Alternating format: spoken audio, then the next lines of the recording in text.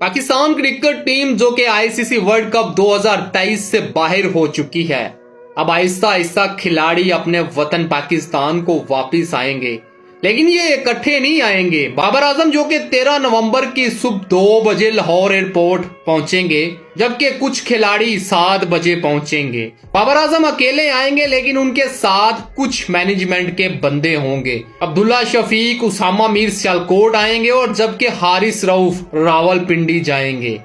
ये आहिस्ता आहिस्ता करके मुल्क के डिफरेंट एयरपोर्ट के जरिए पाकिस्तान पहुंचेंगे। कि ये इकट्ठे इसलिए नहीं आएंगे कि इनको पता है कि हमने अवाम के जज्बात के साथ खेला है और शायकीनों को मायूस किया है। अब है कोई जो इनसे पूछेगा, जो इनका एहतसाब करेगा। 60-60 लाख रुपया तनख्वाहें लेने वाले खिलाड़ी, लेकिन वर्ल्ड कप में कारकर्दगी बिल्कुल जीरो।